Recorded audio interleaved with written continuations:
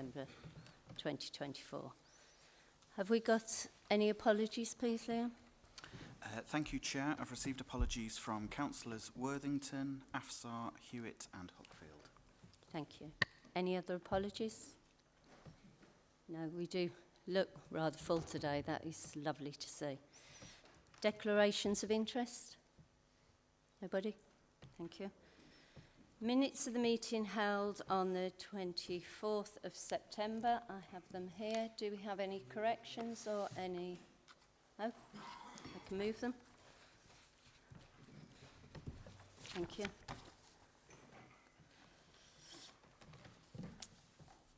I must now exclude the public, so that the public be excluded from the meeting for the following items of business, which involve the likely disclosure of exempt information as defined in paragraph of Part 1 of Schedule 12A, as amended, of the Local Government Act 1972, as indicated below. Could you switch the meeting off, please?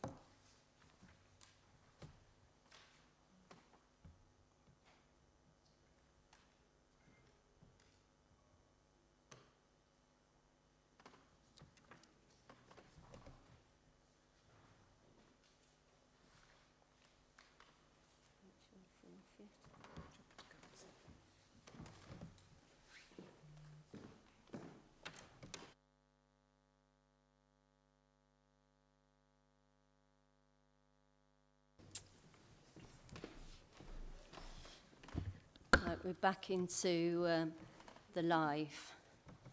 Again, welcome everyone. So we're going on to item 7, recruitment of the independent member. That's myself and Lisa. Do you want to start? Do you want me to start, Lisa? Brilliant. So today we're welcoming Francis onto our committee. I'm not going to attempt your surname, I'm sorry. I did try earlier. Bad attempt. So firstly, may I thank all the members who gave up another day to interview what was 5 excellent candidates. I'm delighted that we chose Francis, and it's got nothing to do with his charming smile, absolutely, but his credentials were absolutely fantastic, and everyone on the committee agreed, which I'm sure you'll be pleased to know, Francis. What we did explore, though, once we were there, was all 5 candidates were fantastic, really. And it made me realise how little we know when I saw their credentials. And with what is going to happen in May, obviously, there'll be a big turnaround on this committee. It has taken myself quite a few years to get my head around audit and standards and really understand what's in these papers. So I do believe having someone with Francis's credentials here is absolutely beneficial. And he will keep Rachel on track, I'm sure. And things that we may miss, I'm sure Francis won't. I'll let him introduce himself in a minute, but he talked about charities he's helped out and all sorts as well. And yeah, we will go on to questions as well in a minute. But we also talked about at the end of this full day of interviewing how it would be nice to have a second one so that we can go down the risk management and the audit side a little more as well, because there was other candidates on there that would offer good experience to this committee. So for the little bit of commemoration that it offers, I think it's madness not to explore. Now, we could go down this a couple of ways. We could chat about it now, the fors and against, and then have a vote, and if we are in agreement with it, I know the people on the committee were, who interviewed, if we was on agreement with it, we then have to take it to full council. It can't just be done by us. But I wanted to bring it to the committee still to see if it's something that we would like to explore first. So just before we go into that, I want to give Francis a chance to introduce himself to everybody and say a little bit about yourself, if that's all right, Francis. Thank you. Yeah, thank you, Chair. So as currently said, my name is Francis Chiwariro. You can just call me Francis. So a little bit of myself. I am currently Director of Finance at World Skills UK. It's an organization that's funded by the Department for Education, DFE. We work across all 4 UK nations to promote vocational technical education, to encourage young people to take technical courses as opposed to go to university. I've been there for close to 2 years now. Prior to that, I had senior finance roles in higher education with the University of Manchester, University of East London, and University of Wales. I started my career as an accountant in the NHS, and I've worked for a few not-for-profit organizations as well. I also serve on 2 other boards. One is a local schools trust, Primitas, based in Lichfield here. We run 7 schools. I am a member of the Finance and Audit Committee there. The other one is a national charity called Caring Living Support Networks, which works with local authorities to help people live independent lives. I chair their Finance and Audit Committee there as well. So I'll bring all that experience to this role. I'm really, really excited to be working with you as elected members. You obviously have different skill set from me, so we have a lot to learn from you, but I am very approachable. If you have any questions, just approach me. I'm more than happy to chat and share ideas. So thank you once again. Really, really excited to get started. Thank you, Francis. Questions, Graham? Thank you, Chair. It would have been really helpful if in this set of papers we'd had a 1-page summary of Mr. Chiwariro. So, and I'd like to know the day rate, because I haven't a clue whether it's value for money. Because I'm not in your position. I mean, I do have, I've got an MBA, I do understand finance, I got a diploma in management accounting. So I find, because I do appreciate that not every member has the same ability at reading accounts. However, I'm not convinced that we need somebody on risk management. I think we need to see how this independent member goes, and it should be a decision taken perhaps in 6 months' time. I think it's far too early to be jumping into yet another independent member, especially if we're not standing again. I think it should be for the council after the May elections rather than now, because I don't know how this is going to pan out, and nor does anybody else. Thank you. Thank you, Graham. I can answer your questions. He's paid £698 per year, and I think that is huge, huge value for money. And if you just, I mean, he read out his credentials there. If we were to purchase as such, properly, paying someone to be here working, it would be so much more. And yes, I know you've got an accountancy background. Very few councillors, especially new councillors, would understand this committee. So I have to disagree. Just because you understand it doesn't mean everybody would.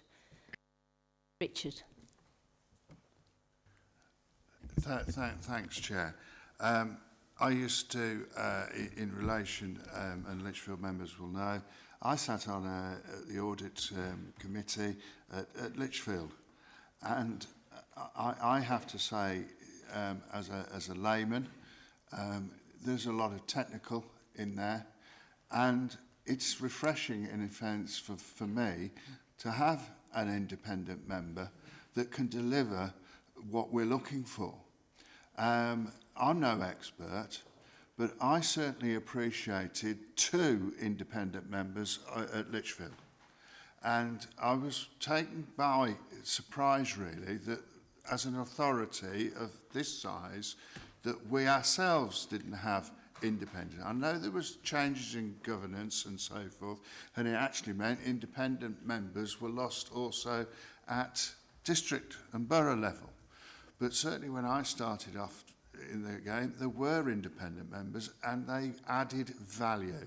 For the amount of remuneration, for me, they added value.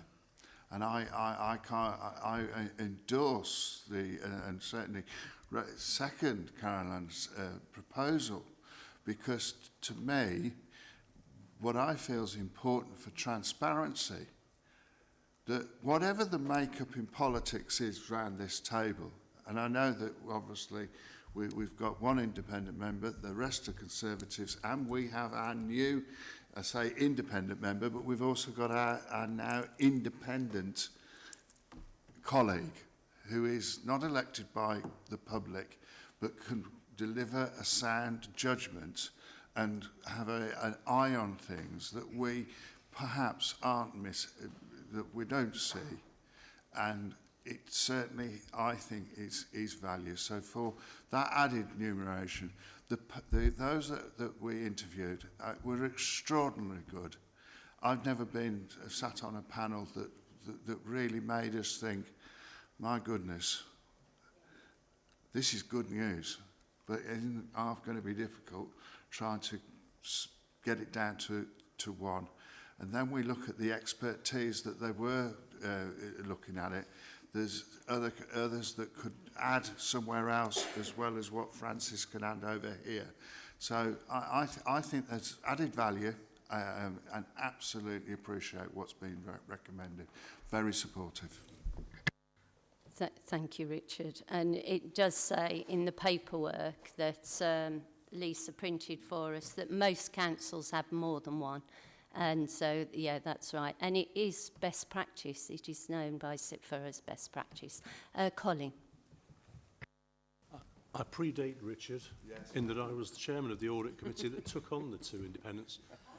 And I have to tell you the names, because they were Mr Burns and Mr Tingle. Yeah. And Burns and Tingle were famous throughout the council. We didn't have a problem pronouncing the names. Everybody remembered Burns and Tingle. But what we did was we looked at what aspects of expertise that we hadn't got. And I think that's I kind of agree with both Councillor Cox and Councillor Hutton. We don't want to rush into it, because what we want to do is see what we need. So, for instance, Burns and Tingle, one was a finance person who'd been a lot of time with the financial institutions, and the other one was a sort of legal person. So, you know, that's the sort of approach of giving different strands of experience that were useful when we had the risk management side of things. That's exactly what happened on this committee. We found 1 candidate who was very much accounts and finance, and the other who was very much risk management, audit. And this is audit and accounts. And we just, that was the only reason we came to that decision. The 5 of us around that table said, if you could join those 2 people together, you'd have everything. Yeah. And then we thought, well, you've got expert in this field and expert in that. Why don't we? And so that's how we got to these 2. It was only because the 2 were perfect together. What did you call them? Tingle and... So you remember the names already. Burns and Tingle. And I think that's what we need here too. And it was only because we've already done the interviews and we've already found that person in a sense. The other thing I will add, and John Tradewell will know this, but I'm involved in the Pensions Committee and some people might have some overlap. They have 2 advisors, independent advisors. And the beauty of having 2 advisors is you often get 3 opinions. because you get the first opinion, they get the second opinion, then they sort of combine and say, well, yes, but, and you get the best of both worlds. Janice. Yeah, thank you, Chair. I often find in these situations it's quite an exceptional circumstance, and I'm sort of relating it back to when we try and find governors in schools, that we might have a no available, suitably qualified and available individuals, and then all of a sudden we find two and we think, why would we not want to seize that opportunity? For me, I think at this point we have opportunity to have a more thorough process, which is good, but that thorough process is facilitated by continuity at the meetings. So we know that attendance can be very variable on this particular committee, and equally after May it may even be more so the case. So I think it's an opportunity that we might want to explore much further at this point, Chair. Oh, and P.S. I might need to move because my battery's about to die. Sorry. Thank you. Yeah, please feel free to move. I know we've already got an ideal candidate, and the 5 people who are on that committee did agree with me. Unfortunately, there's only one who was on the committee, I think, here today. Two, sorry. But I will put it to a vote to see how everybody else around the table feels, because I personally would like to see that other candidate here too. And I don't see the point in, exactly as Janice said, if you've got 2 governors turn up when you want one, you'd grab them both. Well, these 2 were just ideal candidates, so I would like to grab them both. So I just would like to go to a vote of who thinks we should go for this second gentleman, it was, who was at the interview, who the 5 people at that interview said would be ideal. Sorry, Chair. Could we have some details?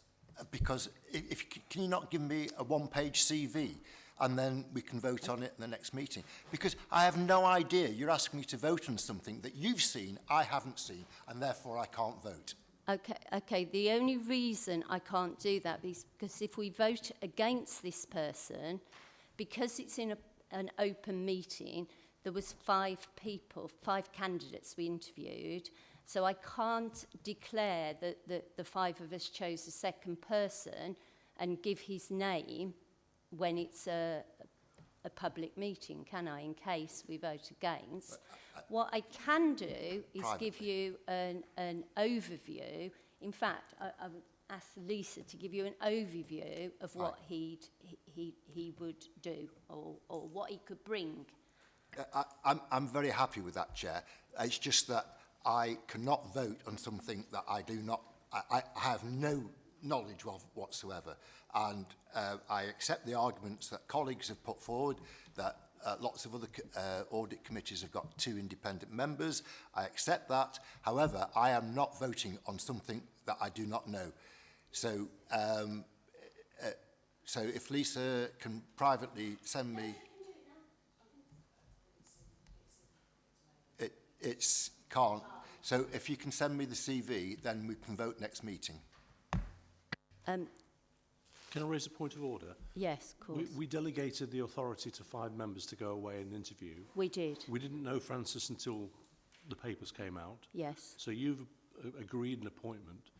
What we think we're doing now is voting on the principle of whether there should be a second person, not whether the second person is candidate A. Well, yes, that is what I thought we were voting on, but Graham would like more information. And actually, yes, you do make a point that the 5 people who offered to give up their whole day to interview these people, I mean, it was a long process and it was a thorough process. You could have been on it, Graham. You didn't choose to be on it, and those 5 people were all reputable people who gave up their day to do that. So I do agree with Colin. Richard. I support what you're doing here, and as I say, if it goes to that, I'm seconding it. And the reason I'm seconding that vote is that, yeah, we were delegated, 5 of us, to interview.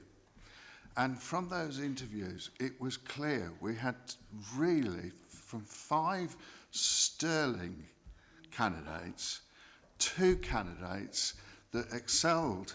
And I know that we have one with us, with Francis, but the other one, in a slightly different, would be able to contribute to audit in a very different way, exactly as Colin Greatrix has stated. And that is exactly why, when we concluded that we thought this is an opportunity here to get the 2 very best that we have that will make this authority an outstanding authority, in my view, that because it will bring that added value of that independence view on it. And I'm extremely comfortable with the situation that there was 5 of us that unanimously came to this agreement. It wasn't debated as such, other than this is great. And I think that's exactly what's coming forward from the chair, and I support it wholeheartedly. And I would like probably other members to think like that, because it is important. We spent our day here and we did a very good, thorough interviewing process, and that was our conclusion, and that's the recommendation that's coming before us today. Richard, yes, you put that a lot stronger than I did, so thank you for that. Yes, the 5 of us gave up our day, interviewed, and what we've brought back to this meeting today is that we wanted to take 2 forward. We've brought Francis along today because that's what you asked us to do, go away and interview and bring 1 person back. Nobody else on this committee knew anything about Francis until he's just turned up today. But the conclusion we came to after doing those interviews is we wanted 2. And so I'm bringing to the committee today that we want to take forward to full council for 2 independent members, as we found 2 that are fantastic. And I'd like to take a vote from the councillors of who is with me to take that to full council, please. Can we have a vote for it, please? 1, 2, 3, 4, 5, 6, 7, 9. And against? Abstain, Graham. Okay, none against, 1 abstain. Then I'm going to take that to full council. Thank you, members. So we're moving on to item 8, which is Adam and Tracy. Are they outside? Could you get them for me, please, Liam? Just wait.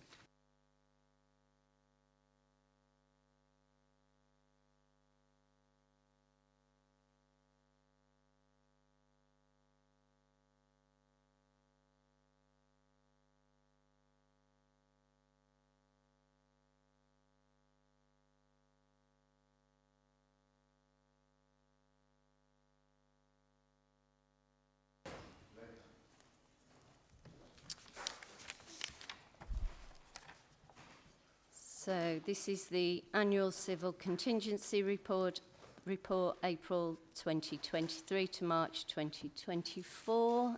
Tracy, welcome, and thank you for coming along today. Over to you. Thank you. Now, I'm conscious you've got a really busy agenda, so I am going to skip through quite a bit of it so that we can leave time for questions, if that's okay. So I won't go through the background. That's just there for you to understand the national, regional and local structures. Same with the governance, so from 16 to 20. What I will just flag on under 21 is we have spent a lot of time through this period updating a lot of the policies and strategies that we'd got. So both from post-COVID, making sure they were fit for purpose, but all the partners that we work with were updating theirs as well. So we just had to make sure everything was aligned. So we had a big push on updating the plans and strategies for everything that encompasses civil contingency. So I'll just jump to the work that we have done through this period. So I'm just looking at paragraph 23. So within there, like I say, the emergency planning policy, which is one of the strategic policies, was reviewed to make sure it did have the cycle of review within there, with all the policies that sit underneath it and the plans that sit underneath it, being really clear about the accountability across the county council for who was responsible for which bits of the plan, and making sure that we had covered all stakeholders. Next, I'll move on to 24, so business continuity. This has been, at the back end of this period, we started the work, but it's been a big push through this year, through 2024. And we've introduced a business impact assessment, which allows us to then be able to highlight more of the risks, especially around supply chain, which we don't feel was captured in the old business continuity framework.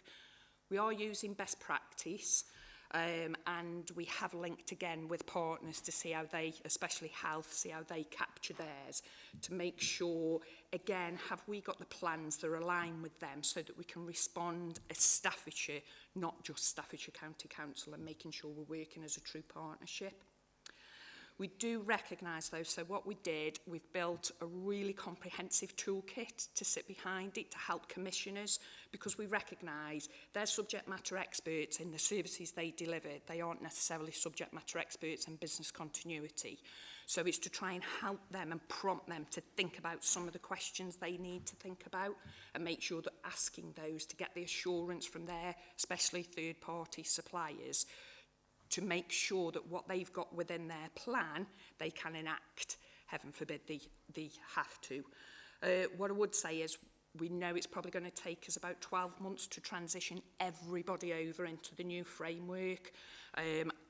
We just haven't got the capacity in the team. We're literally, well, me, Adam, and 2 civil contingency people, we just haven't got the time to be able to move sort of 150 plus services over straight away.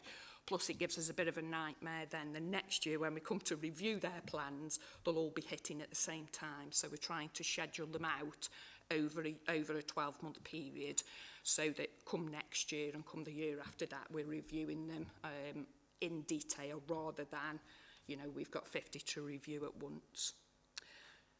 Training, testing and awareness, so paragraph 28. What I would highlight is Adam and the team have spent a lot of time looking through and working with the civil contingency unit about what learning do we need to make sure the individuals we're putting forward, especially to multi-agency exercises or incidents, have actually been trained and are aware of what their role is and what their remit is. So the civil contingency unit now have got a training pathway that every single role has to go through.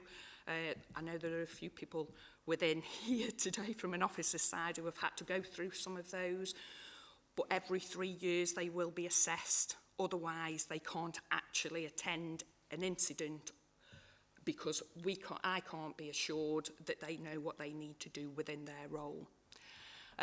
Again, this allows us now the tracking that we've started to put in place, but again, we know it's probably going to take us at least 12 months to put people through the training, again for availability, but we are trying to build the pool of people who have got that responsibility, that training, that awareness up across the organisation. So for 2024, we are taking a paper in the next few months to SLT to say how we feel we can broaden and give us more resilience across the officer spectrum, across all the services. We did have exercise Fortitude in October 2023, where we did field 7 of our, so that's the tactical coordinating group and the strategic coordinating group. And then we ran our own incident management team. This was a flooding exercise, which for us would be one of our major, as we know, with a lead flood authority. It did, as any would gave us some lessons to learn about the communication between our incident management team, and which are based in SP1 in the emergency room, and those that are based at the police headquarters, which is where tactical and strategic are normally based, either there or fire. And it was more about some of the communication techniques that we'd got. So we have streamlined those to make sure it is, you know, for the next one is actually a lot smoother, and we're making sure the messages are coming up and down as they should. I'll then move on to, so paragraph 33, so like I said, touched on quickly, was we do debriefs after every training that we do, whether that be a multi-agency or our own, or whether that be a coaching session, or whether we have live incidents, we do a debrief after to make sure we do a hot one, which is straight after, and then we do a cold one, which is more of a survey, giving people time to reflect. And then what we do is we make sure that that then comes back to both the strategic and the working group, and any plans or policies or procedures are updated to make sure we are learning those lessons and closing that loop. So with regard to risk assessment, so on paragraph 35, we have got the Local Resilient Forum Community Risk Assessment. That sits at the strategic level, so the Staffordshire level. And then we pick any of the elements that stick to that we're responsible for as an LA, and make sure that's linked in with our risk register.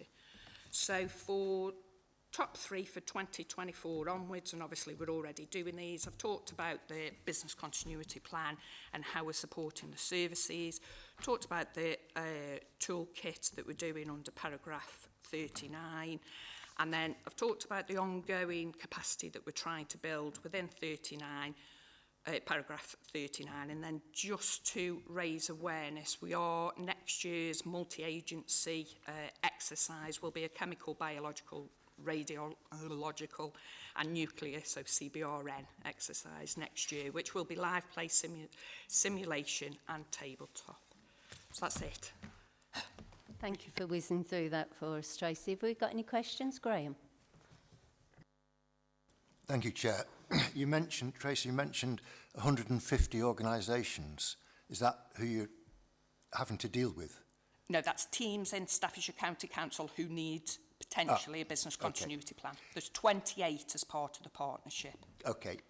Of those 28, have you had any difficulty in coordinating and communicating? No, I would have to say, as a LRF, so a Local Resilience Forum, brilliant. We stand out as best practice nationally because of how well we work and the way that we're structured. Can I say that is outstanding? Well done. Janice?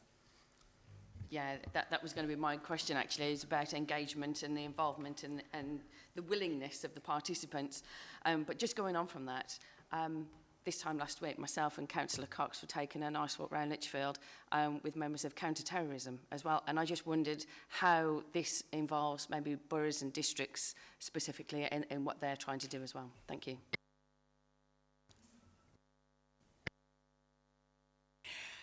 So as part of the resilient team meeting, so the strategic one and the tactical, districts and boroughs are represented, and we do, and when I say me and Adam work across with Stoke as well, because obviously we don't have the distinct borders in that sense, so we're making sure that all of our plans are aligned. And the same applies with the engagement from each of those. And Stephen? Yeah, thank you, Jim. When I used to dabble in these things, it was NBC, which could be Newcastle Borough Council, but it was nuclear biology and chemical warfare in those days. What is radiological? What's that mean? It's a new one on me. Sorry? Radiological. So if there's a, I don't know what it's called. Well, well, no, it's nuclear, radio. Yes, exposure, yeah. So it's the 4 different elements Right, that they it's test. not just classed as nuclear. It was a nuclear in my day, but it's got this another thing, subsection on, is it? Yeah, so It's more, I suppose, for fire, etc., and health. They divide them down across the 4 areas, and that's Okay, a national. Okay, The thanks. way that nationally they break it down. I can send you what covers under each one if that. No, I helpful. was just curious. That's not one I'd heard before. That was all.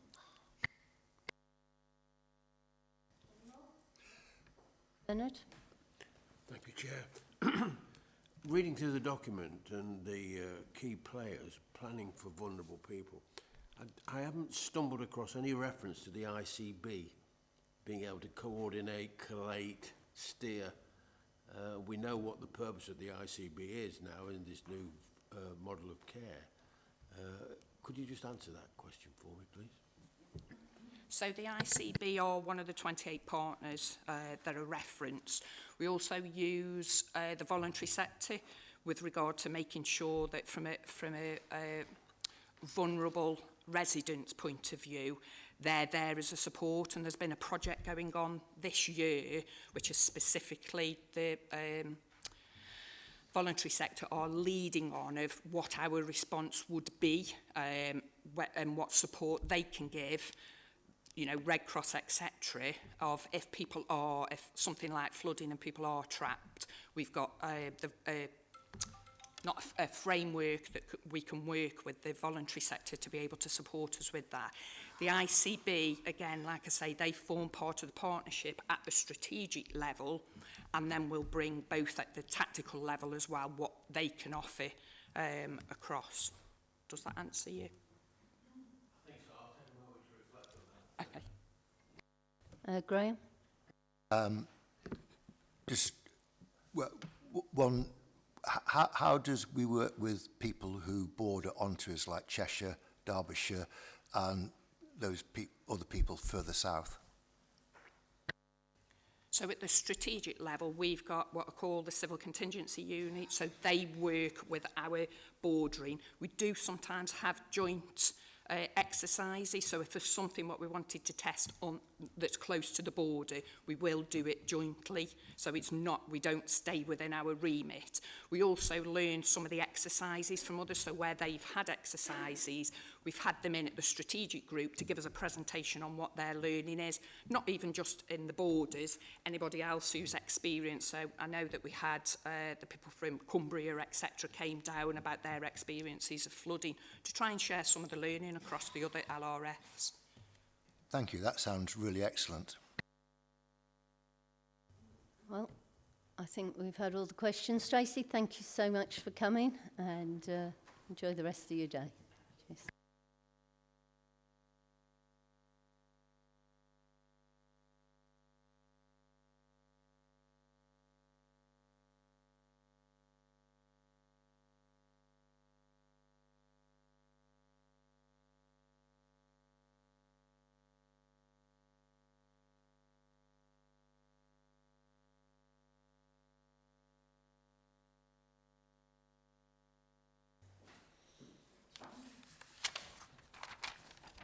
So we're moving on to item 9, which is Health and Safety and Wellbeing Performance Annual Report 2023-2024. Becky Lee wasn't available today to bring this, so Justine has come along. So thank you for coming, Justine. Over to you.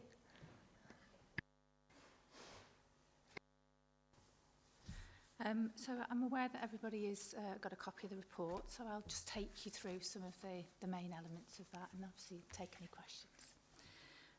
So as you can see from the report, Becky's reported on some key successes for the year, sort of April to March this year, April last year to March this year. As a team, we've been providing quite a lot of support into the household waste recycling centres, as they've come back into the county and embedding some good health and safety practices. And also specifically, we've been working, supporting in children's residential and helping the teams there with some more general issues, but also some specific issues around residential. We've also been able to extend our optical care scheme. So we've always had optical care for our display screen equipment users, but we were able to, in that last year, to extend that out. So we're able to offer optical care to staff in the county who've got you know, a need for support with their optical care. So people like, for example, the school crossing patrols or our highways inspectors, that kind of thing. So we've been extending that one out as well. We've also really grown and developed our WellMe strategy for wellbeing across the board. We've strengthened all the elements of physical wellbeing with our physiotherapy support and other help there. We've done a lot of support around the mental health, and we've also upskilled our own advisors and our HR advisors with grief first aid as well over that period, which has really helped to sort of develop those skills. We've done an extension of our financial wellbeing offering, and we're working with a partner there in regular financial wellbeing webinars and additional materials. And also on our social wellbeing side of things, we've been really looking at all the supports that we can give in different types of areas, like, you know, for women's health, for example, or for carers and that kind of thing. So we're hoping and planning and developing that further as well. Our VivUp platform is really successful. We have the majority of our staff signed up to the VivUp wellbeing platform now, which gives them wellbeing benefits, shows them all the wellbeing offerings that we've got within the council, but also there's the benefits on discounted shopping and that kind of thing that they can access as well. As well, on the webinar side of things, we've tried to develop the idea of kind of regular slots for wellbeing webinars, and also we've engaged the workforce with some new Viva Engage groups, so people can join a group on Viva Engage about anything they'd like to really around their own wellbeing. So that's been really successful. Just kind of moving on to sort of the occupational health side of things, you'll see on the report that we've had over 1,300 referrals during that year into occupational health. The team have been working really hard to make sure that we get that early intervention, so trying to you know, really increase the put through of those referrals, and on average we see people within, you know, just over 6 days of that referral happening. But the reports are going out to managers within a very short period of time, same day or following day, as far as we possibly can do, to support managers to support their staff as quickly as possible. We've also worked on extending our My Health and Safety system. So we developed a display screen equipment platform as part of that, which means that we've been able to have a digital approach to display screen equipment assessments, because that applies to anybody and everybody who's an employee who uses a laptop or other display screen equipment devices. So the majority of our workforce would be involved in that. And we've also been working quite closely with our highways colleagues in particular and Built Counties colleagues on looking at construction design and management arrangements and how we can improve and support the systems that they've got in place with CDM, which has involved some workshops, developing some processes and procedures with them, and also offering some training. So we've set up an e-learning process for everybody who carries out some kind of construction design or management of construction, to have some baseline education and training on that as well. As a team, we continue with our health and safety audit and evaluation process. You can see we, over that period, delivered over 120 schools audits and 30 audits within the core county teams.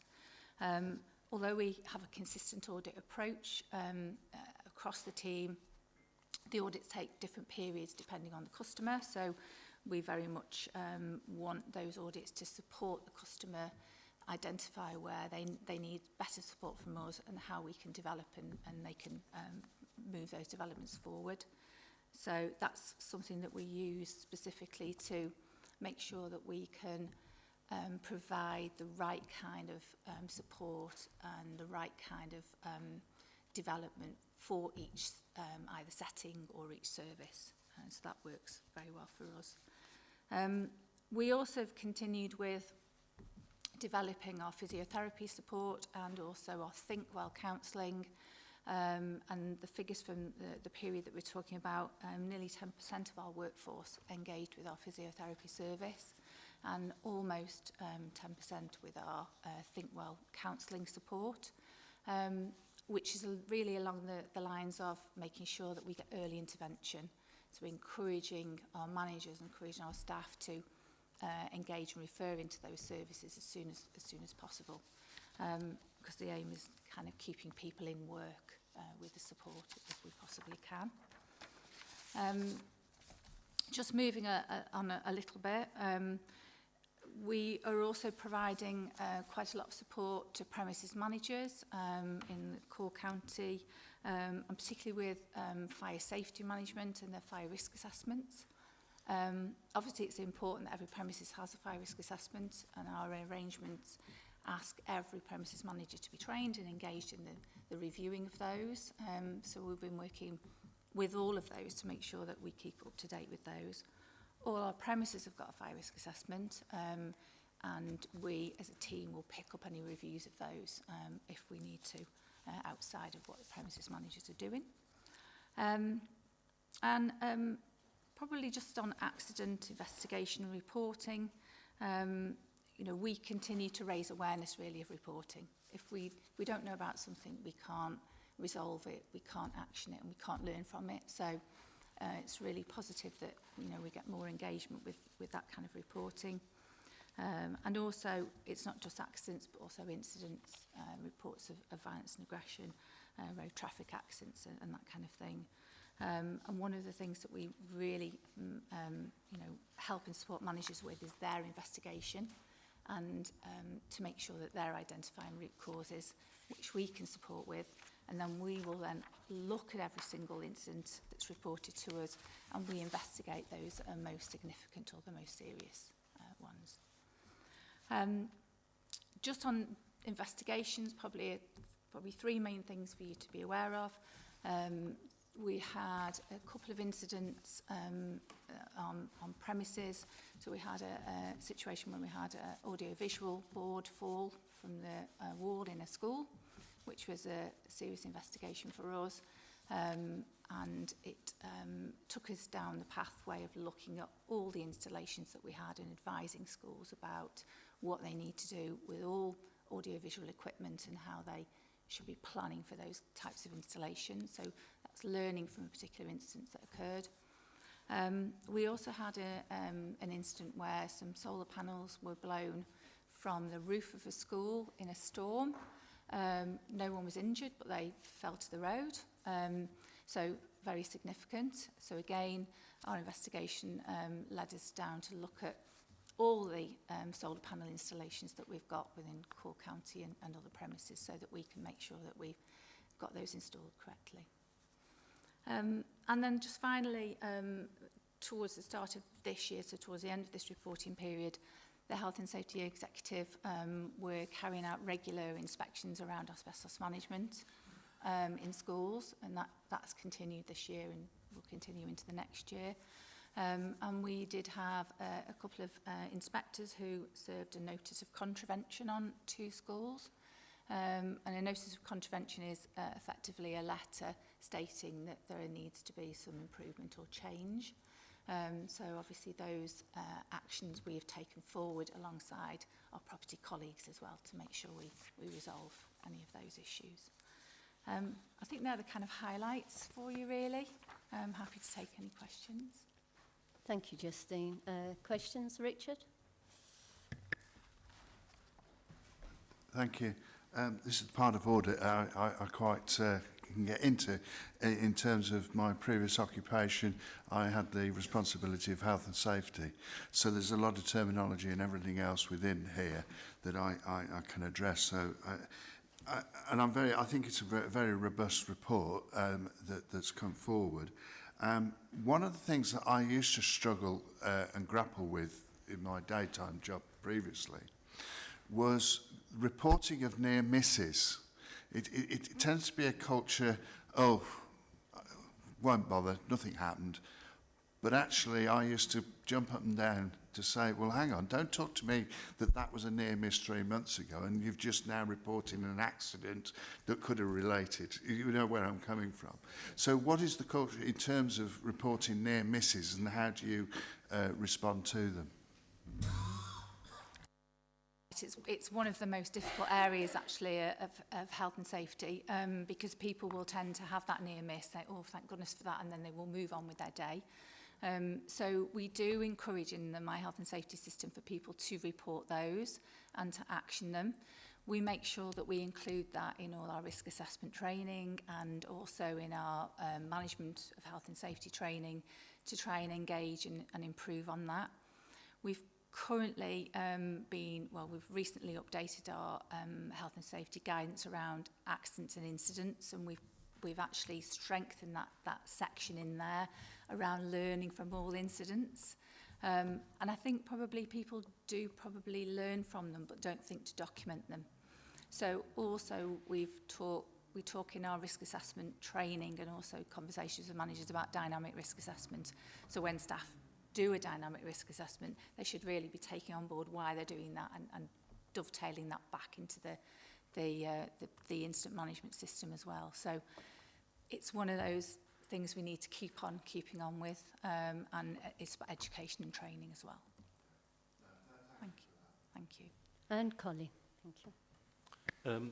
There's one typo that I think is worth correcting. Sorry to be pedantic about it. Page 62 refers to key actions for 23-24, and I think you probably want 24-25 on that page. Yes, I would think so, yes. I'll make sure that's corrected. The other thing I'd just ask about is you mentioned lots of things to do with schools. You didn't mention asbestos or Martin's Law, but it's in the report. Where do we stand in terms of academies? Because I know there's a legal aspect of some of the responsibilities for maintenance goes across to the academy. Where does the council stand? So with asbestos, as you can imagine, there's quite a lot of complexity because, yes, that they are independent organisations. A lot of the existing information that academy schools have around asbestos will be based on original survey information that was provided when they were a maintained school, and they subsequently will purchase in the services of Entrust and the asbestos team within Entrust to maintain those records and move those forward. As a health and safety team, obviously we have an SLA with a lot of academies, so in the majority they will use our health and safety management arrangements and embed them into the academy school and the academy trust in general. And the work that we've been doing this year, we've done in partnership with Strategic Property and with the Entrust teams around asbestos. And we've put together plans and strategies for all of our school customers, including academies, to raise the standard really and to kind of maintain the good practice that they've got. But ultimately, if an academy wants to go in a different direction with whoever does their surveys or does their ongoing maintenance and support around asbestos, that is their choice. But as their health and safety advisor, obviously, hopefully they would come to us with any questions or problems or advice going forward. But it's quite complex, as you know, to kind of to deal with those. Martin's Law, I presume it's their responsibility? Yeah, as so with Martin's Law, obviously it hasn't come into force yet, and we've been expecting it for quite a while. So in terms of the security and the terrorism and the risk based approach, we have for a number of years worked with the Staffordshire Counter-Terrorism Advisor for schools, because obviously we know Martin's Law is coming, but we don't know when, and we want to maintain the standard that they have in place. So probably 4 years ago, 5 years ago, we did a programme of training for all head teachers who you know, who have our service and health and safety team, and we've repeated it again earlier on this year with the counter-terrorism security advisor as part of our head teacher briefings. And part of that, he obviously then, you know, he was talking about the potential plans that are coming on the horizon. So I think they're all ready. We're just now waiting to see the detail, and then we can start to roll that out to them. And Janice? Yeah, thank you. For me, there's a wealth of really positives in this particular one. I thought the VivUp initiative being available to foster carers, I thought that was a super development with those, decrease in sick days. The Think Well and the stats about how many of those are remaining in work, I thought was also worth recognising. And we've already had the conversation about the asbestos in the schools and the contravention letters. Two things that I'm keen to just get a bit more information on, a bit more context. We've got quite a worrying trend in the increase in the road traffic accidents and the numbers going through on those. And I appreciate you mentioned that they're being investigated further. For my mind, is looking at a measured response, and if there is something like that is likely to take place, or if we can understand why there's been that. We're still in double figures, to put it into context, but to go from 2 to 24 in that space of time, I think, would also be an indication of how many people are back out driving on roads again. But is that to do with council vehicles specifically? Is it some of the larger vehicles that we might operate on the road? So just a bit of context I think would be helpful for that. And then the second one, which is an awful lot of context I think needed, is the violence and aggression increase, which I think is significant, and especially in the maintained schools and the breakdown on those. So again, looking at some of the stats that we've got in primary schools, it's 132 acts of violence and aggression. Special schools is 272. But again, I think the context on that is so important when we're not just looking at those numbers, we're looking at the environment in which those are operating in. Thank you. Okay. If I can take the last one first, that's probably easier. We've seen a significant increase in reports of violence and aggression in this year's report. Obviously, we do look at every single instance reported to us, but in the analysis of that, the increase in that reporting has come from one school, and it is associated with 2 pupils who are new to that school. And it is a special school, as you'd imagine. And the school leadership team have taken a view in that how they're going to report into us and what they're going to be reporting into us. So that accounts for that increase.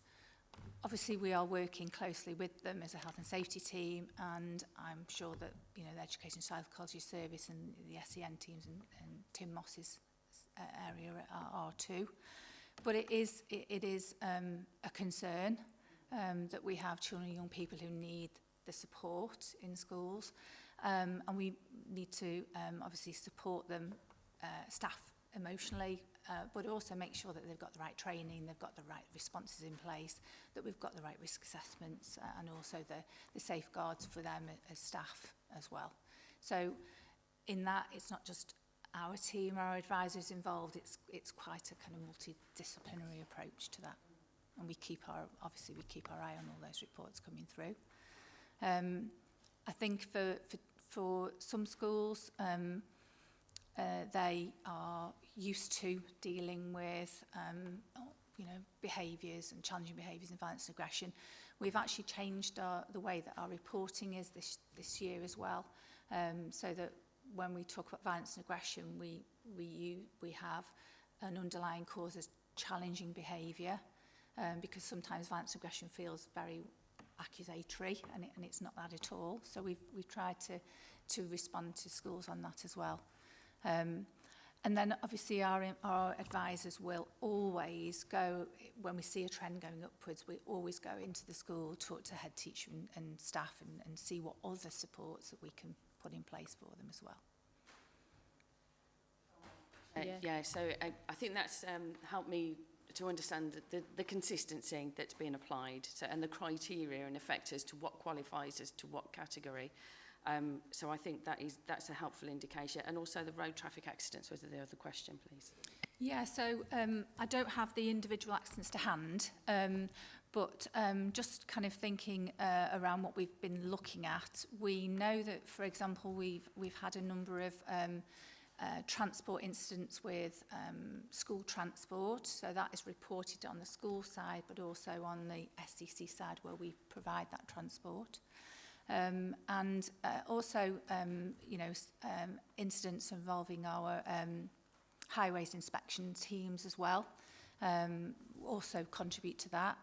I can't remember whether it was in this year or whether it's this year we're talking about, or this year we've had an incident, quite a serious incident with I'm trying to think of it, training, road safety training, so where somebody's actually had an accident while they're being trained. So it's a wide variety and wide scope really. And again, if it's a road traffic accident, our advisors will always make contact with the manager, always make contact with the team, and make sure we're doing all that we possibly can. We're also trying to marry up where we have an incident that involves school transport to make sure that we are investigating it from both sides, if you like. So from the pupil support side, but also making sure that with our providers of the school transport in the transport team, that actually we're using their investigation to dovetail that together and make sure that we've got some really good information about, preventing things in the future. So we're trying to improve that reporting as well. And Bernard? Thank you, Chair. Just perhaps building on what you've just said, could you tell, I think we've all been sparked this week, if you've been watching the television, about fraudulent behaviour. I wonder how you weave in managing fraudulent behaviours on all the things you've talked about, misappropriation of assets, whatever. Have you got something that catches fraud or fraudulent behaviour? How do you go about dealing with that? From a health and safety point of view, that's not something that we would be involved in. And sort of misappropriation of funds or that kind of thing doesn't fall under our umbrella of health and safety, I'm afraid. Thank you. Thank you for that. I do have one question myself. I was hoping someone else would ask it. Absolutely agree with Janice that the direction that ill health is going is in the right direction. But 11 days to me is still so high. For someone who's never had a day sick in their life, that would be 500 days of my lifetime. That's nearly 2 years of a working time. So 11 days to me still seems very high. And most around mental health as such. You did mention that management supports staff as soon as possible, but what are you doing to be proactive instead of reactive? What are the management doing with the staff to say, what helps you with your mental health? What days are better for you? What do you need to make coming to work better and easier on you? So that maybe we'll get that down even further. Yeah, so there's the two sides to it really. It's early intervention when somebody is absent to make sure that we can provide those support services there. And we have got a pilot we've mentioned in the report about Safe and Well, which is helping with that, or hopefully will help with that going forward. I think the key with mental health absences, recognising it, making sure that people are educated and trained and mental health literate, encouraging people to seek that support as early as possible, and that actually there is no stigma around that. But people can refer themselves if they prefer to confidentially. But also it's embedding that kind of mental health literacy with managers around, exactly as you said, the reasonable adjustments. Because reasonable adjustments can work not just for physical illness or disability or anything, it can work for absolutely everybody. So what we try to do is really promote the good conversations. What would really help you in this situation? Because everybody is different. Some people would prefer to come to work, keep that routine, keep their level of work, because that is good for them and their self-esteem and their confidence. For other people, we might say exactly as you said, can we flex their day? Can we, you know, allow them to work from home if they need to? So what we would always say to managers, and I do a lot of the mental health training, as you know, is that with reasonable adjustments, it's about talking to the person and saying what's right for them. And we do have a guide for managers as well that we make available, which covers absence and illness around mental ill health, which is a guide that can help them give advice. So just very briefly, never had a day's illness. How would my manager approach me to start with to say, you know, mental health is fine, you know, if you need anything, come to me.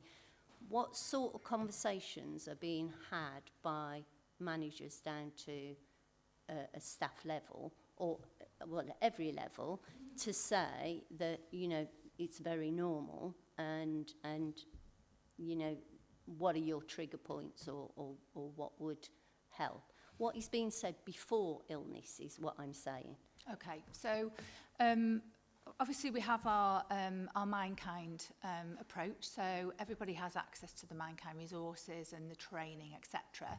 But we also, from a health and safety point of view, we talk to managers, or we ask managers to have those conversations around that, around stress, really, around having a team stress risk assessment, to make sure that we acknowledge and identify before something happens that we're having those conversations. So although it's not physical risk, having a team stress risk assessment is an essential part of managing that and getting people to sort of talk more about their stress levels or their emotional well-being.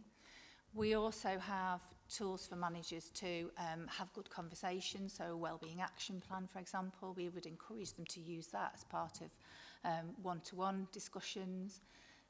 Definitely as part of performance management conversations, wellbeing embedded as part and parcel of that. The first thing that we talk about is somebody's wellbeing.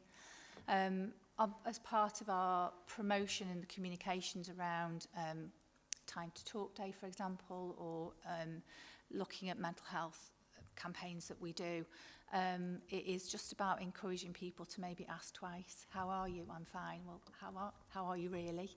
And it's getting into those kind of cultural ways of working, really, that's really important.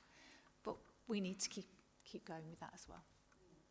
No, good. The last bit is really what I wanted to hear, is that, you know, you are actually asking people. Computers, I know, and it's all right putting you onto computer training, but I could go on about this all day, so I won't. But thank you very much for coming today, and it has reassured us a little. Okay, thank you.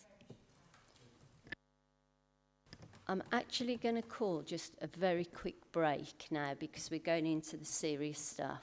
But I am going to start dead on 1:45. So no one go wandering off. Just grab a cup of tea, come straight back, please.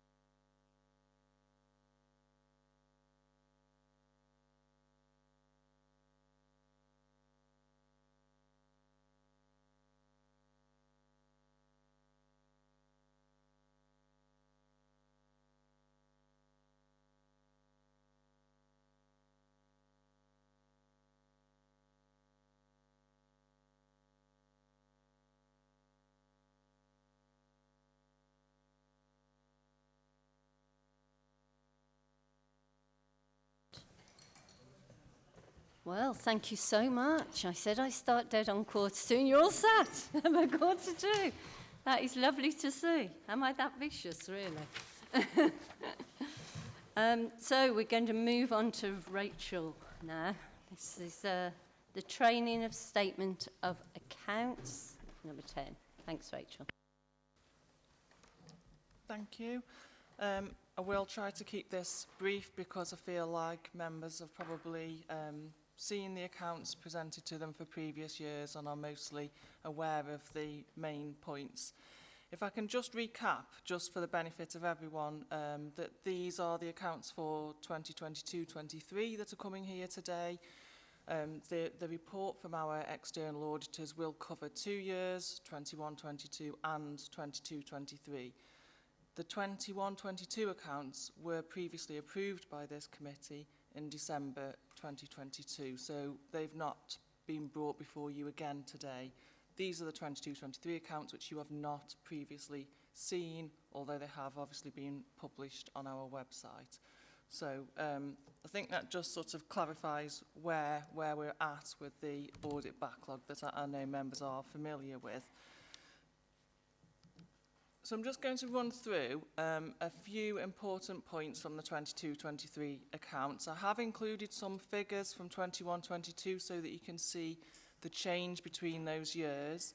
And then at the end, that obviously do ask any questions.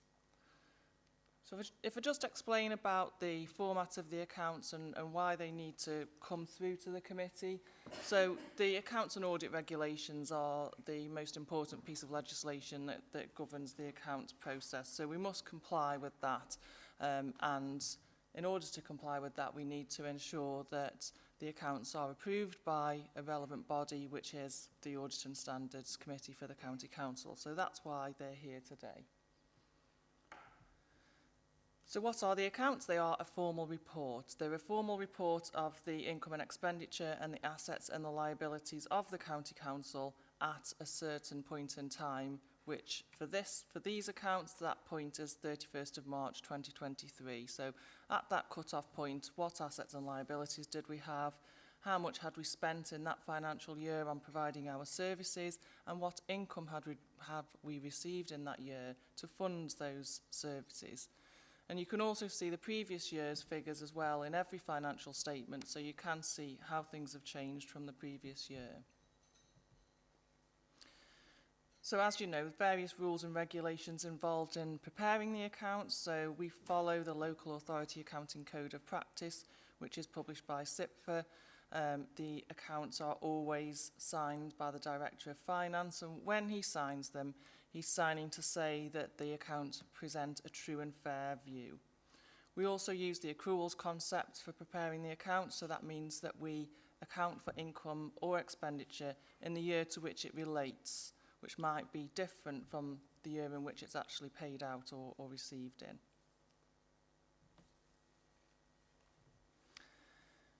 So for this year in question, 22-23, the accounts are published by the 31st of May on the website. We did have a period of 6 weeks of public inspection, so that means that any member of the public can approach and ask particular questions during that 6-week period. Also, at any time, members of the public can directly approach the external auditors and raise any concerns with them, should they have any.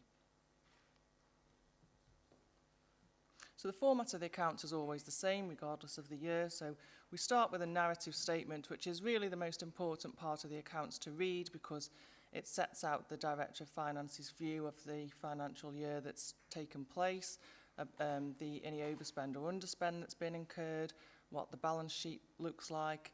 It's very, very important, really. It also has a section on a forward look and what's sort of coming through on the horizon for the County Council. We also have the accounting policies in there, and they comply with the Code of Practice, which I mentioned previously. Following those, we have the financial statements. There's 4 financial statements, and then the notes. There are a lot of notes, and that they are all prescribed by the code, so it's not just that we choose to include a lot of notes, but they need to be there, and each note will provide more detail on a figure from one of the financial statements. So On each financial statement, there's a reference to the relevant note, so if you wanted to know more about a number there, you can turn to the note and find out a little bit more. And then always at the end of the statement of accounts, we include the pension fund accounts. So if we just look at the financial statements, then the first statement that you come to is the comprehensive income and expenditure statement. That shows you income and expenditure for the year. It shows the net cost of the services that we've provided.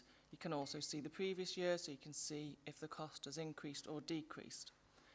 It shows the main sources of funding. Again, notes provide more detail. So for this year, 22-23, we had a small deficit, small surplus in the previous year. So that just shows what the services have cost us to deliver in that year. And particularly relevant notes for this statement are notes 6 and 8. So there's a bit more explanation in those of the deficit. So moving on to the balance sheet. So the balance sheet, top half, assets and liabilities.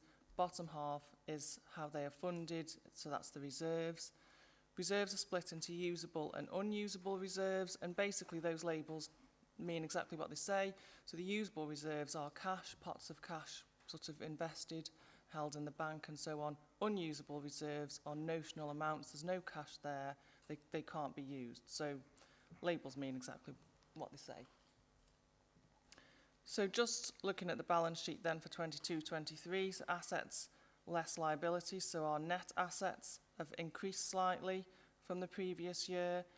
There's been a few movements across those headings on the balance sheet, which you'll see if you compare year to year. But just to pull out a few significant movements, pensions liability reduced quite a bit there. The pensions liability is calculated by the actuary for us, and it relies on numerous different assumptions. So there's a variety of reasons behind that movement.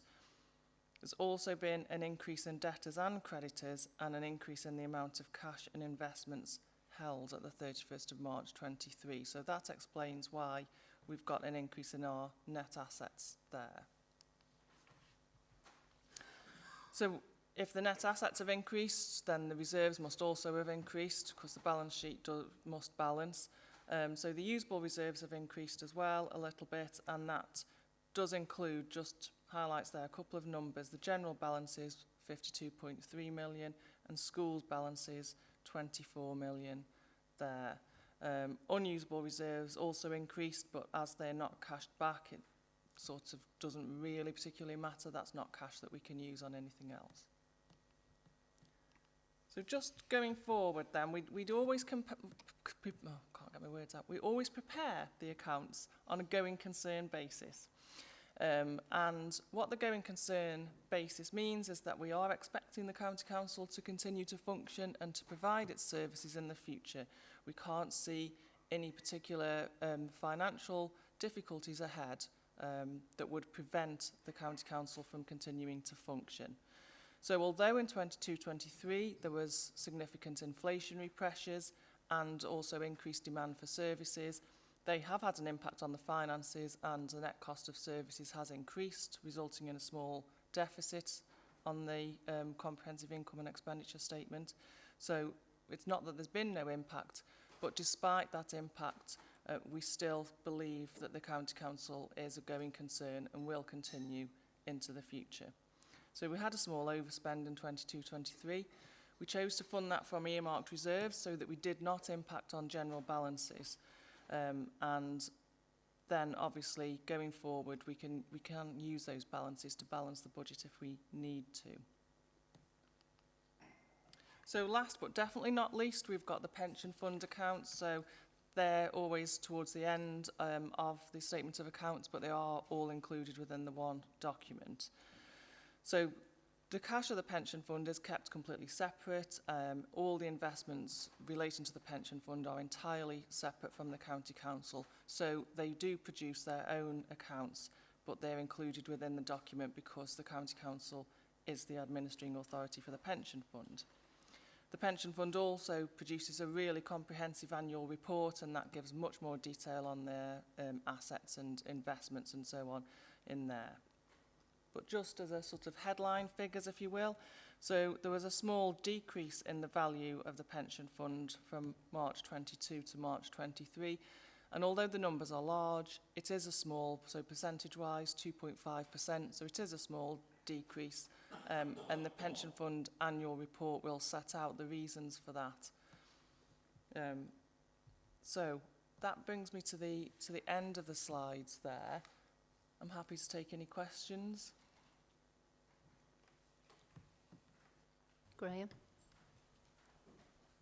Thank you, Chair. Rachel, the government said they're going to steal all the public sector pension funds and amalgamate them into 4 or 5 large ones. Will that include Staffordshire, or have the government just announced this and not talked to you? Thank you. Can I ask the Director of Finance to take that question, please? Yes, thank you. So we've responded to government consultation on that. There's also a further consultation out at the moment. It probably has been a little bit of element of miscommunication in the press on this. There are already 8 funds, pooled funds across the country, 5 of which are FCA regulated, and Staffordshire is one of those. So it's probably the non-FCA regulated funds that the government are really focusing on. That wouldn't include Staffordshire, but we are responding to the government on that.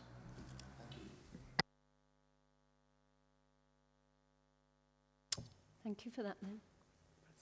Oh, sorry. Sorry, Francis. Thank you, Chair.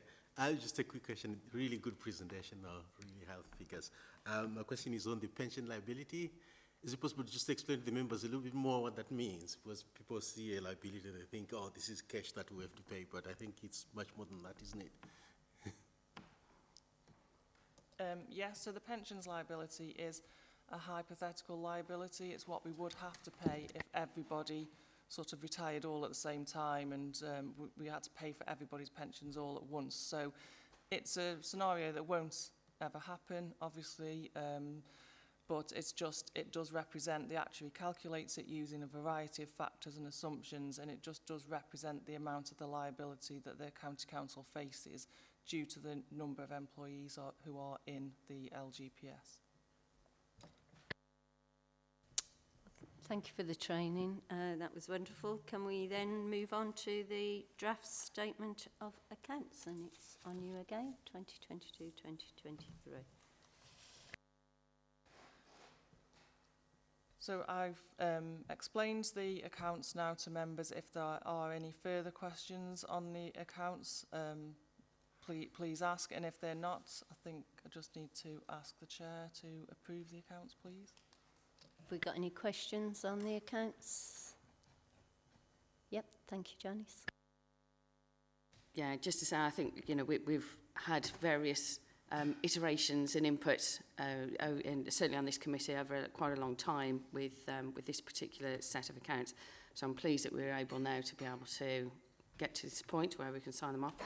I am curious as to if there was any public engagement, just as the initial part, because I know that we need to go through and do those. And then my only question really, so when I was looking through was the determination of the liquidity. So when we're looking at usable, non-usable funds and the cash investments that we've got. And I did notice the comment that we've got within the pack as well, on specifically on liquidity. But I think it's helpful just to give us some context with regards to a council operating and the level of liquidity that we need in comparison to others. I think might be a helpful contribution just on that. There are some specifics as well, if I look through the detail on these, with regards to how things like loss on disposal of assets at 47 million are being processed through the system as well, and the transparency on some of those aspects. And the same I would include with that would be exit packages.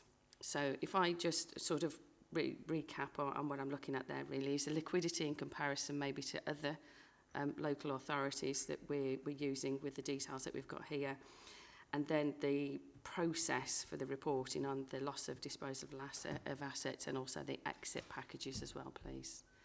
If that's okay. If there's anything you want me to come back to, please do. All right. Okay, thank you. So I'll start with the first one.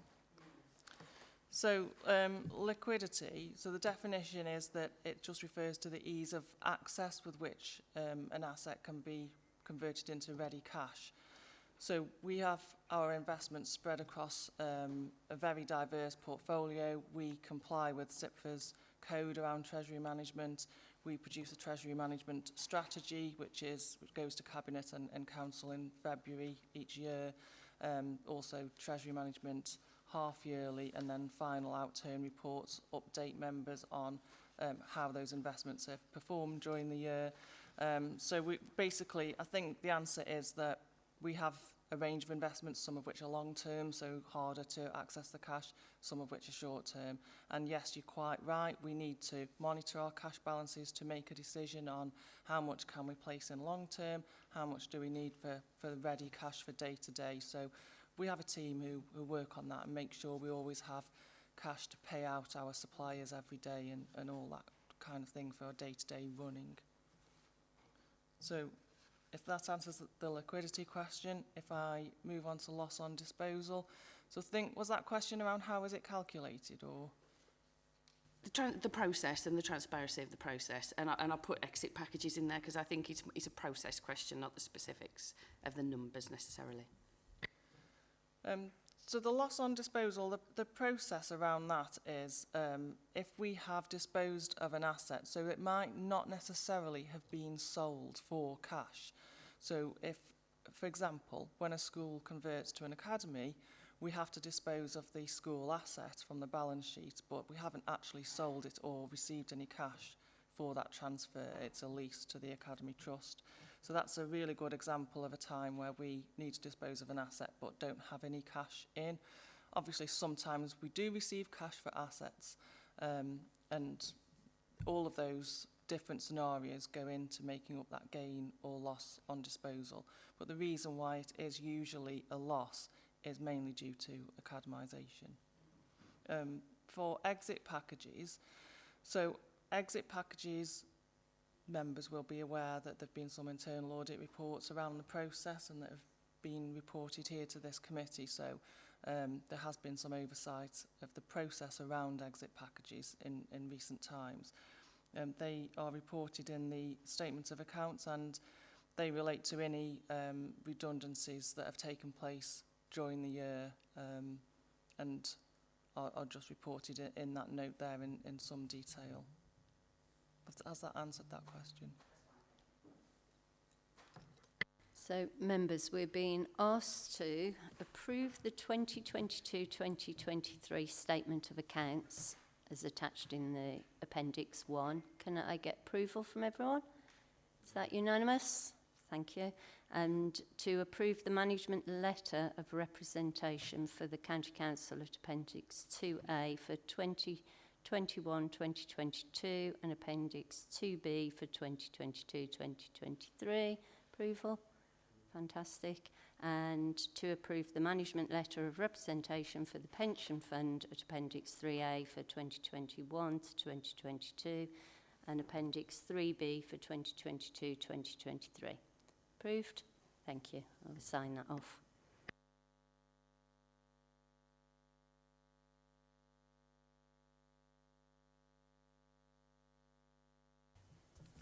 So, item 12. Hassan, thank you so much for waiting so long today. It's lovely to see you here for the last time, I do believe. So this is the report to the charge for the governance ISA 260, 2021-2022 and 2022-2023, Staffordshire County Council. Over to you, Hassan.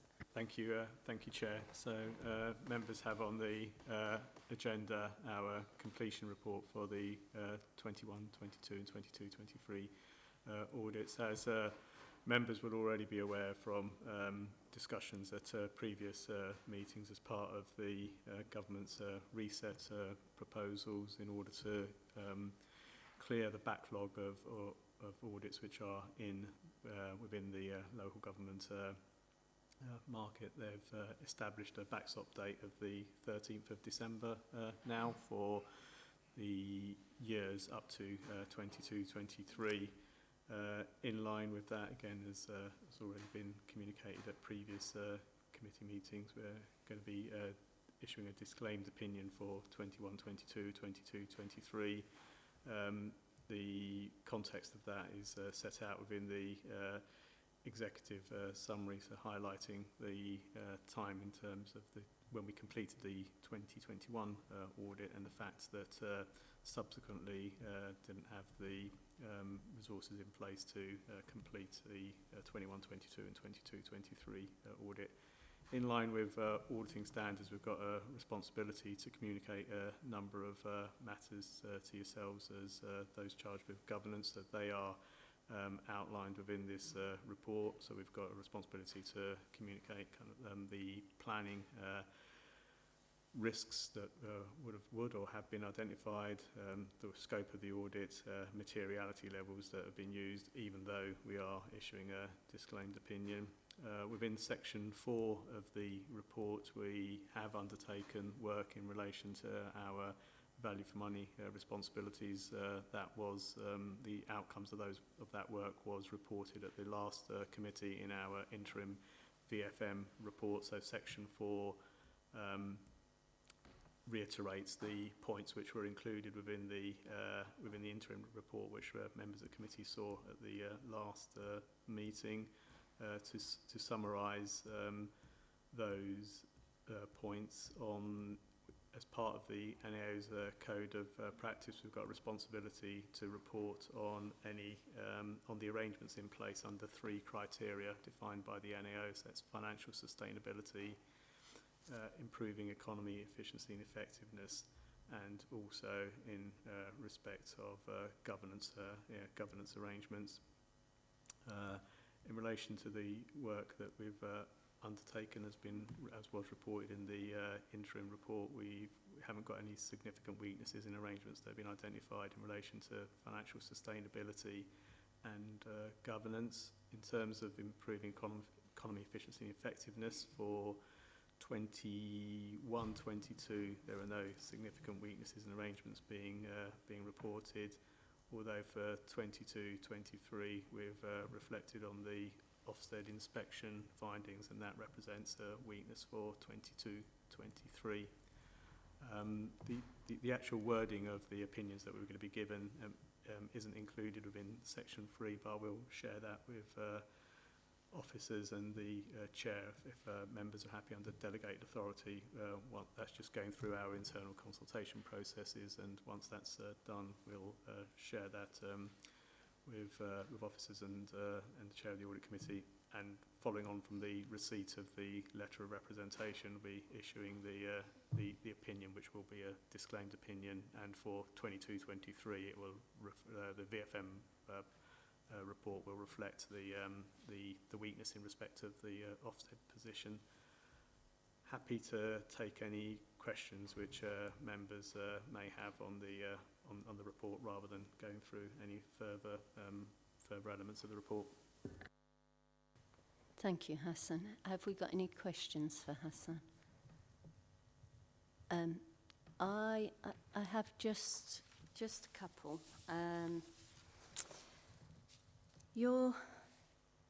I just need to get my head around it. Sorry, this is very strange setup of how it's being done. So the accounts that you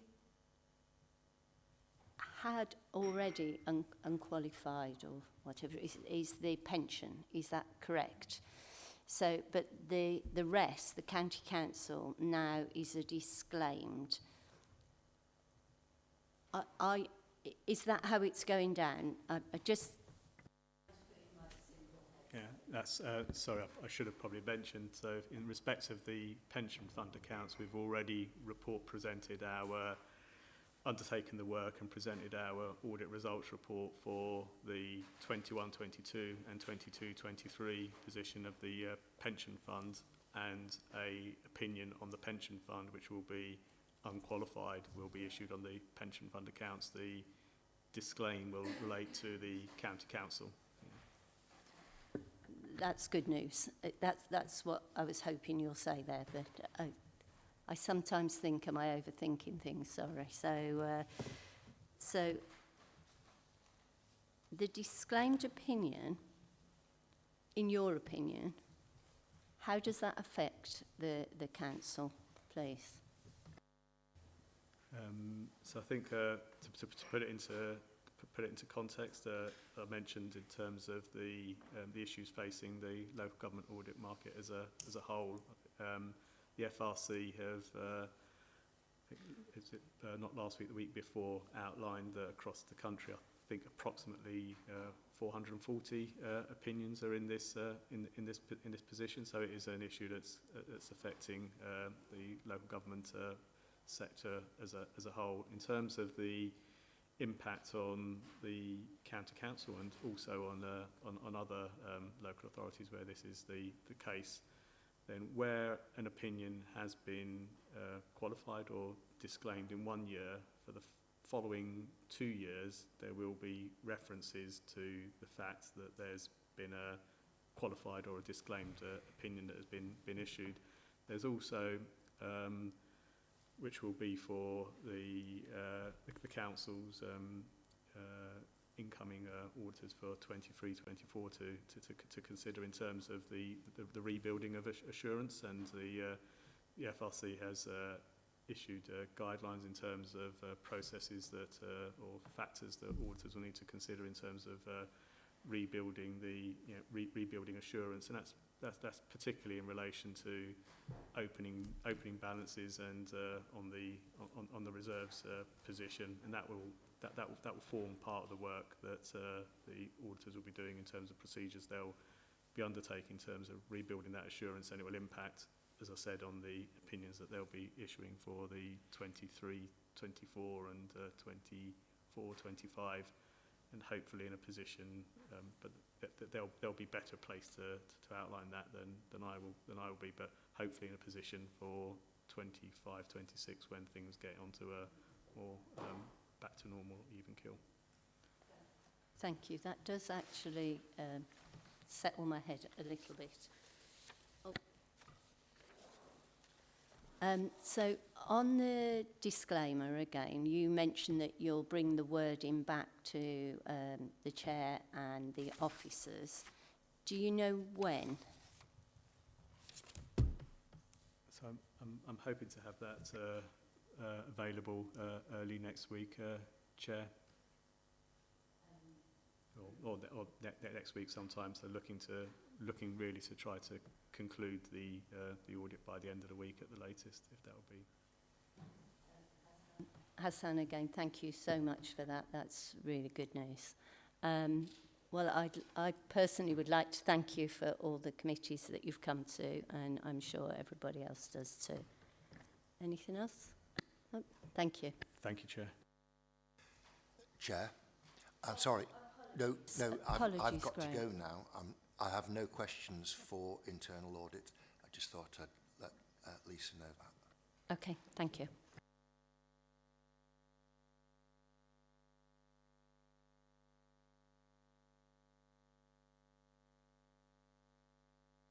So we're on to number 13 now, internal audit plan for 2024-2025 update. That's Debbie, thank you. Thank you, Chair. So this report provides members with an update on the delivery of the 24-25 internal audit plan. So the annual audit plan, just to cast your mind back, was approved back in April 2024.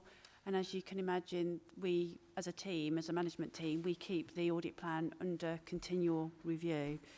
So for the first part of 24-25, we undertake an awful lot of grant verification work. So the first couple of quarters of 24-25 relates to grant work, and I've detailed at paragraph 1 of my report some of the grant work that's undertaken. So in relation to transport capital schemes, grant funding, Midlands Engine, youth offending turnaround grant, LEP core funding, that grant work we do on a very regular basis annually. In addition to that, we continue to support corporate key projects, and again at paragraph 1 I've listed some of those corporate projects that we do give audit support on. So things around the corporate file plan, highways transformation, the supported living design project, and various health and safety initiatives and projects that were in the internal audit plan. Also, we continue to support services in relation to SEND, children's services, economic growth, cybersecurity as well. So as you can imagine, during the course of the year, we need to ensure that we're continually looking at and focusing on emerging and key risks. So from time to time, we have to flex that plan, and various audits come into the plan and various audits get cancelled. So at this moment in time, we've got 11 additional audits that have been requested in year to date. And paragraph 2 of the report, that sets out what those pieces of work are. So to give you a flavour, we're doing some work on special guardianship payments, children bank accounts, new pay point processes, which is where we're doing away with the cash element at district offices, as well as looking at cross-boundary funding and billing arrangements relating to adult social care.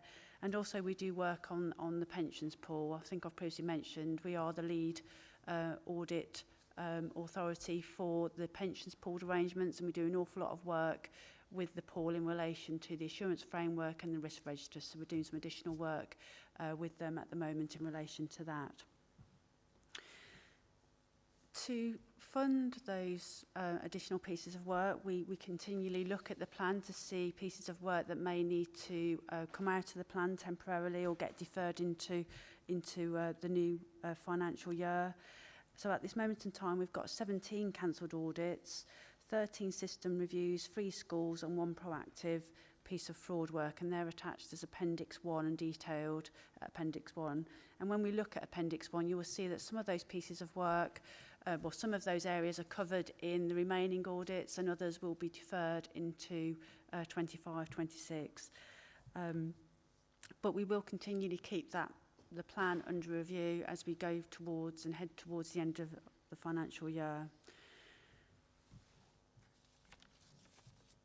Also to say as well that the changes to the plan at this moment in time will not impair the annual audit opinion, and we will ensure that we continue to have the right level of resources and we balance and have a continual balanced plan as we head towards the end of the financial year.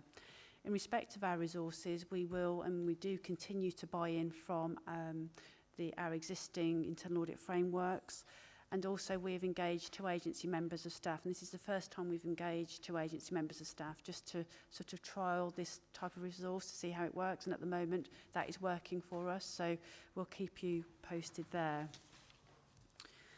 So on page 305 of your pack at paragraph 4, this sets out in table format the pieces of work that we're currently working on and the various stages that we're at in relation to all of those. So overall, we've got 246 pieces of work spread across systems audit work, compliance audit work, and our counter fraud audit work. Turning to page 306 of your pack and paragraph 5, this just reminds members that we don't just provide internal audit work for Staffordshire County Council, we also undertake work for external clients, which includes South Staffordshire Council, Newcastle-under-Lyme Borough Council, and also the Staffordshire Pension Fund. And the figure 1, detailed in the report, just sets out where we are in relation to that work as well. The second half of my report refers to recommendations and recommendation tracking.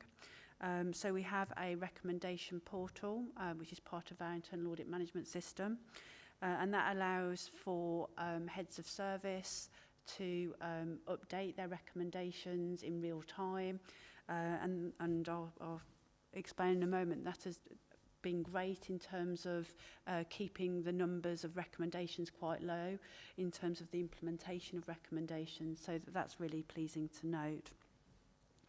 So we're currently, within our Pentana system, we have 1,683 recommendations, and at the table, paragraph 7, that is split across those that have been implemented and those that haven't been implemented. So there is a high proportion of implemented recommendations and a relatively low amount of those recommendations that have not been implemented and those that are overdue. We do continually track those, and heads of service get a number of reminders in relation to recommendations that are outstanding, and that really helps us keep those numbers as low as possible and keeps the implementation rate pretty high. What's very interesting to note, if you can turn to page 308 of your pack, is those numbers outstanding. It is pleasing to report that we have no high-level recommendations outstanding at the moment, with only 68 recommendations which are outstanding. 24 of those are medium, and the majority of which are low. Again, Chair, I'd just like to say thank you for the committee's input into ensuring that recommendations are implemented. I think there's a bit of a three-pronged attack at the moment. We've got the Pentana portal, we've got the audit committee coming and inviting officers where we have limited assurance reports to come forward and explain what they're doing in relation to weaknesses and to actually come back with regular updates. Again, that helps to the speedy implementation of recommendations. And we've also got the Quality Performance and Improvement Board process now, where we have, I report upon various KPIs.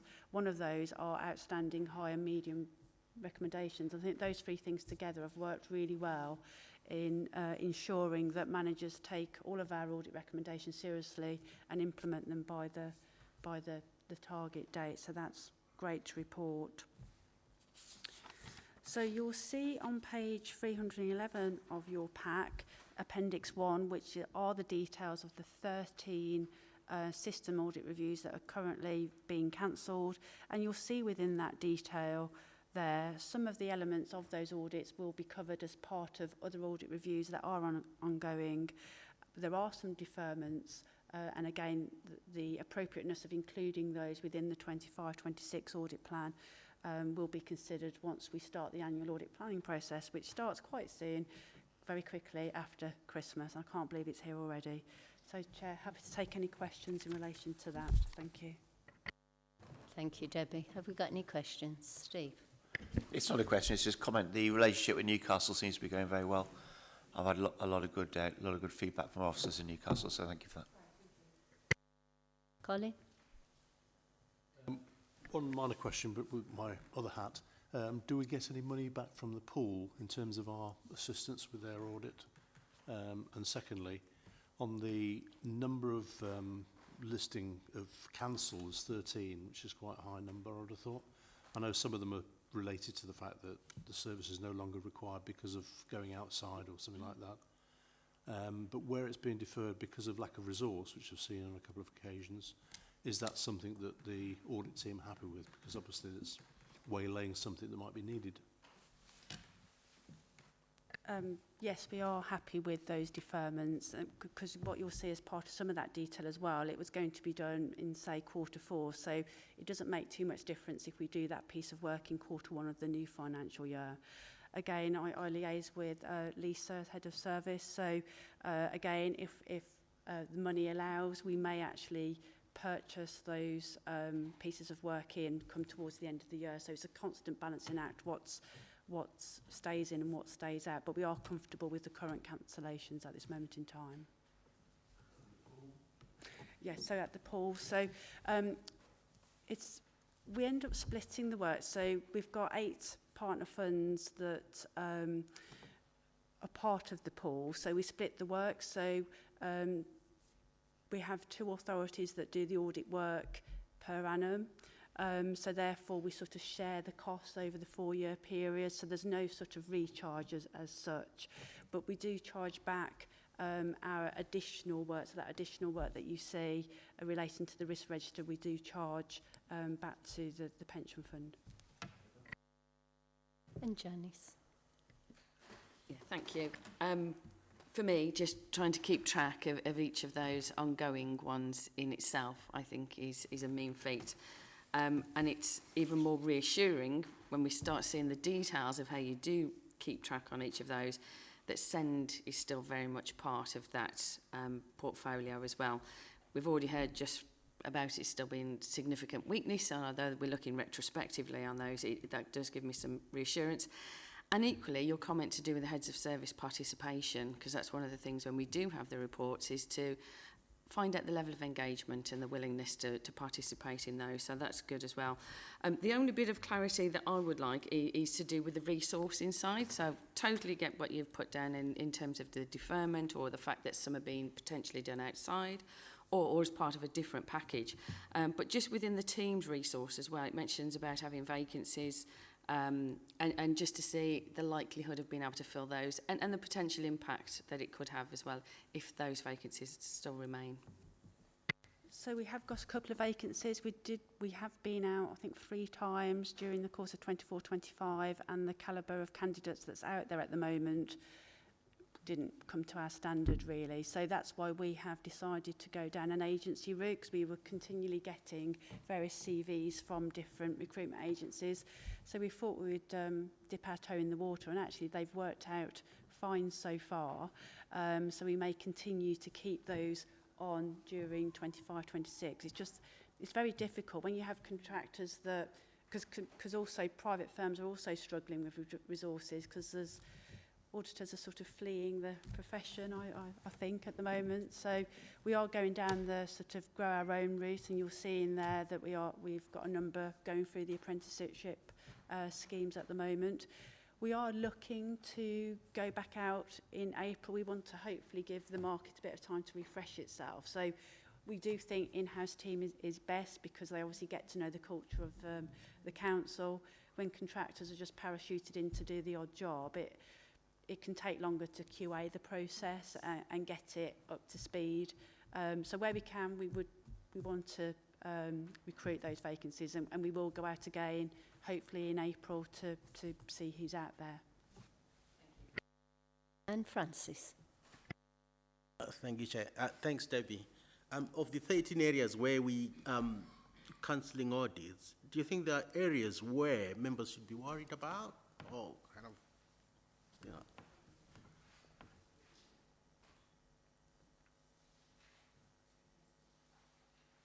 It's Appendix 1. Well, at the time, they were considered a risk area that we wanted to look into, and that's why they were in. That's where they were in the internal audit plan at the moment in time. We've cancelled them. I believe that they can go into next year's plan without any issue or without any impairment to providing our annual audit opinion. But they will be reconsidered as part of the annual audit process, planning process that starts again straight after Christmas. So they're not forgotten about, that's what I'm trying to say. Thank you. Well, Debbie, again, another excellent report from you. I think, if I'm remembering right, you've been on this committee 6 or 7 years, somewhere around there, I think. And I've only seen strength to strength to strength the whole time, so I can't thank you enough for all the work you do. Well, that's enough of that gush. We don't need to do anything with this one, but just note it, so thank you. And it's over to Kate now with the company governance update, please, Kate. Thank you, Chair. My request for committee today is for this matter to be deferred for a full and final report to be presented on the 25th of February 2025. However, I also wanted to take the opportunity just to provide a verbal update for the committee to assure the committee that work is well underway in relation to this matter.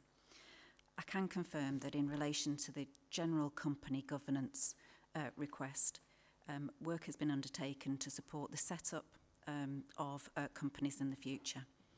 We now have a skills audit set up and a legal checklist in place in relation to the statutory requirements and considerations that must be undertaken before a company is set up. These documents reflect the current best practice and guidance, but the documents specify that they must also be reviewed against current best practice before they are used. There is some final triangulation required in relation to the final audit report, which was issued in March 2023, considering some original direction from the corporate overview and scrutiny committee, as well as some decisions from Cabinet. that's the reason that I seek an extension until the 25th of February to bring what will be the full and final report, combining and triangulating all of those matters. Thank you. Do we have any questions for Kate on that, or are we happy to move that to February? Happy? Fantastic, thank you. Last and final. Wow, that wasn't as bad as I was thinking it was going to be. So, but thank you all for being here so long. The forward plan for Audit and Standards Committee, over to Lisa. Thank you, Chair. I'll keep this one short and sweet. This basically just lays out the items that will come forward to you for the remaining 3 committee meetings of this calendar year's work programme. If there's any issues or aspects that you wish to raise or wish to be included, please let me know. Happy to take any questions. Any questions? No.